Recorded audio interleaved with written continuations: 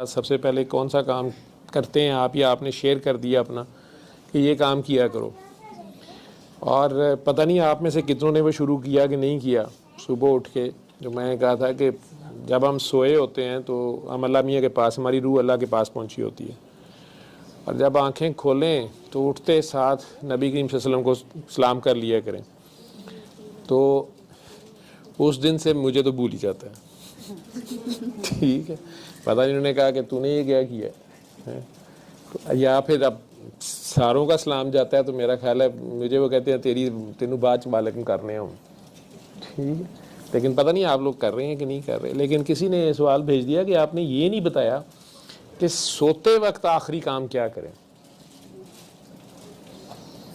तो सोते वक्त आखिरी काम सबको माफ़ किया करें, दिल में देखा करें कि कोई मैंने ये अमानत मैंने, बल्कि अच्छा हुआ आपकी वजह से ये बात करने का मौका मिल गया मुझे।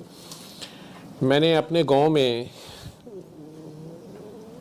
छोटे होते अभी बच्चे कह रहे थे जाना है कहीं आउटिंग पे चलते हैं, ब्रेक पे चलें, ये वो फलां। तो मैं सोच रहा था कि हमारे अब्बू हमें साल में 3 बार ब्रेक आती थी। गर्मियों की छुट्टियां लंबी ब्रेक होती थी, सर्दियों की छुट्टियां और बाहर की छुट्टियां भी होती थी। तो अप्रैल की यूजुअली 1 से 8 तक होती थी, या कई बार मार्च में शुरू हो जाती थी। हमारी तो शुरू हो जाती थी, रिज़ल्ट का होता था 31 मार्च का। तो इन तीनों छुट्टियों में लाहौर से हम अपने गांव जाते थे, और हम आज ही सब बहन भाई आपस में याद कर रहे थे कि शदीद गर्मी होती थी, गांव में बिजली नहीं होती थी, पंखे का तो कॉन्सेप्ट ही नहीं था ना, बिजली मतलब एसी, और माशाल्लाह अब उस गाँव में एसी भी हैं और हर तरह की सहूलत है। पक्के घर बन गए हैं, कच्चे घर थे, किसी किसी का पक्का घर था, और चौड़े बाज़ार थे। अब घर सारों के माशाल्लाह पक्के हैं, बाज़ार बहुत तंग हो गए हैं और दिल भी तंग हो गए हैं। हालांकि वही गांव है, वही बाज़ार है। उस वक़्त सब एक दूसरे को रास्ता देते थे। रास्ते में कोई चीज़ गिरी होती थी, रास्ता साफ़ करते थे। अब किसी को परवाह नहीं कि गली छोटी होती जा रही है, इतनी बड़ी सड़क, हर कोई अपनी दीवार आगे बढ़ाता जा रहा है, थड़ी आगे बढ़ाता जा रहा है, और नालियाँ अलबत्ता उसी तरह गंदी हैं, वो गवर्नमेंट की ज़िम्मेदारी है। तो ये सारा कुछ है। लेकिन उस गांव में उसे कहते थे लड़कों का स्कूल, काफ़ी बड़ी ग्राउंड थी फुटबॉल की, दरख्त बहुत लगे हुए थे। तो अमूमन वहाँ जनाजा गांव का पढ़ाया जाता था। तो गर्मियों सर्दियों या बाहर की छुट्टियां जिसमें भी, या ईद अगर ऑफ डेज पे आ गई, ईद भी वहीं की जाती थी। तो ईद की नमाज भी उसी जगह पढ़ी जाती थी। और जब तक चौधरी साहब नहीं आ जाते थे, कारी साहब या मौलवी साहब खुतबा लंबा करते रहते थे। लेकिन प्यार मोहब्बत, एक अजीब सी रवादारी, एक दूसरे का एहसास, हया, ये सारा कुछ इतना ज़्यादा था कि मैंने छोटी उम्र में जो 1-2 जनाजे वहाँ पढ़े गए हुए वहाँ, तो जितना टूटा फूटा जनाजा आता था वो तो मैं पढ़ता था। लेकिन एक रस्म मैंने वहाँ देखी जो शहरों में भी होगी, लेकिन शहर में हम किसी जनाजे में कम ही गए थे, रिश्तेदार इधर लाहौर में कम थे उस वक़्त। तो एक रस्म थी कि अचानक मरने वाले का बेटा या भाई, करीबी अजीज़, वो जनाजे से ऐन पहले या ख़ुद ऊंची आवाज़ में, या कारी साहब जिन्होंने जनाजा पढ़ाना होता था उन्हें कह देता था। तो बाआवाज़ बुलंद आवाज़ में कहा जाता था कि मरने वाले के ज़ुम्मे अगर किसी का कोई कर्ज़ा है, किसी के दिल में इसके लिए कोई गुस्सा, बदला, रंज है, तो बेहतर तो है कि माफ़ कर दे। लेकिन अगर आपने ज़रूर अपना बदला लेना है तो उसका ये भाई या बेटा खड़ा है और वो कहता है मेरे से ले लें। और इसी तरह अगर किसी की कोई रकम का या कोई और मामला है और वो अभी इन्हें बता दे या बाद में बता सकता है, तो किसी का भी ऐसा मामला है तो इस शख्स के लिए नमाज जनाजा से पहले आप लोग हो सके तो माफ़ कर दें।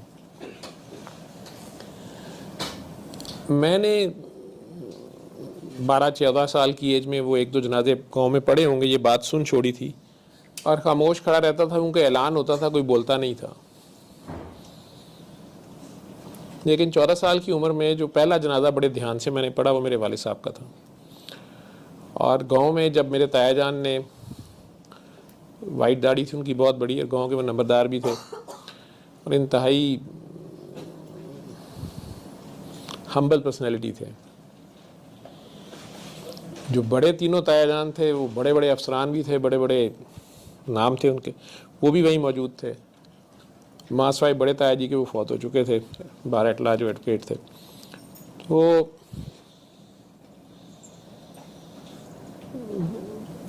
कमिश्नर साहब को वैसे पैरालिसिस हुआ था, वैसे वो बैठे हुए थे, बोल नहीं सकते थे। ताया जी छोटे जो सबसे थे, इन्होंने ऊंची आवाज़ में कहने की कोशिश की, उनका गला रुंध गया, बोला नहीं गया।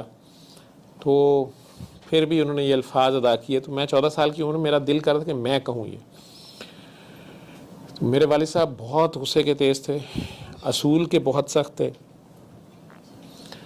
तो उन्होंने कहा कि मेरा भाई अगर किसी के ज़ुम्मे इनके लिए कोई कर्ज़ा या कोई बदला या कुछ है तो ये दुनिया से जा रहा है, तो जिसने कर्ज़ा लेना है या बदला लेना है हम सारे यहाँ हाजिर हैं। खैर मैं बड़े ध्यान से पूरे मजमे को देखता रहा। छोटी सी उम्र थी, मैं सोचता रहा कि जिस गांव के, अगरचे हम लोग जैसे भी थे, जाके आप गांव से पता कर सकते हैं, मेरे बड़े, हमने उनकी कमाई सालों खाई है, जो हमारे बड़ों ने कमाई थी, जो इज़्ज़त उन्होंने कमाई, जो शोहरत उन्होंने कमाई, जो लोगों से प्यार उन्होंने रिसीव किया। लेकिन ये जो ताया जान नसीर थे ये इंतहाई हम्बल और बच्चों में बड़े पॉपुलर थे। हम सारों में ही बच्चों के साथ ही ज़्यादातर खेलते थे। वैसे उनका अपना रोब दबदबा था गाँव में, लेकिन हालत उनकी यही थी कि अगर किसी मुलाजिम को उन्होंने डांट दिया है उसी की गलती पे, तो कई बार बाद में गांव देखता था कि गंदम की बोरी अपने कंधे पे उठाए हुए, तो उसके घर जाते थे, उसको गंदम भी देते थे।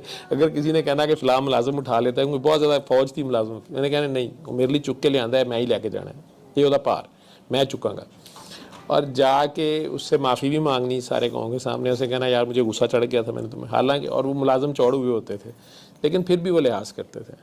तो ताया जी ने ये लफ्ज़ जब बोले, मैंने ये आदत बना ली उसके बाद कि अगर कोई भी जनाजा में पढ़ता था जब किसी जानने वाले का, शहर में भी, मैं एक बार ये बात ख़ुद से आगे होकर कहता था कि अगर आप में से किसी ने कोई बदला या कोई कर्ज़ लेना है, इनके लवाहिकीन छोटे हैं कुछ भी हैं, या आप मेरे से रब्ता कर सकते हैं।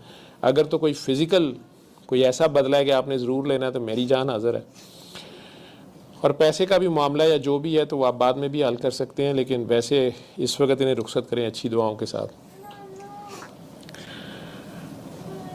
ये कहते कहते बाबा जी तक पहुँचे। सरकार का फरमान पढ़ लिया कि सोने से पहले ही माफ़ कर दिया करो, क्योंकि आपको पता नहीं है आपने दोबारा उठना है कि नहीं उठना। तो सोने से पहले सबको माफ़ करके सोया करें, फिर जोड़ों शोड़ों की दर्दें ठीक हो जाती हैं। ठीक है, जब ये ले के रात को सोते हैं तो सुबह उठ के जोड़ अकड़े होते हैं, सूजे होते हैं, बुरा हाल होता है। तो दिल साफ़ किया करें। ये कहना बड़ा आसान है, करना भी ज़रा मुश्किल है। तो दिल साफ़ करके पूरे प्यार से दुआ दे दिया करें। माफ़ करने का मैंने पहले भी कहा तरीका ये है कि उस शख्स को दुआ दिया करें, बल्कि और दिल से दिया करें। ये ना कहा करें कि अल्लाह मियाँ मैंने छोड़ा तू इसको पकड़ ले, या मैं तेरे हवाले अपना मामला करता हूँ या करती हूँ। नहीं, अपने ही सगे बहन भाई, सगे माँ बाप, रिश्तेदार, दोस्त, अहबाब, हमसाए, कज़न, ससुराल वाले, ननियाल वाले, ददियाल वाले, पास लेटी बीवी या खामद, उसी के लिए दिल में कीना और गुस्सा और बदला होता है। दिल से दुआ दिया करें।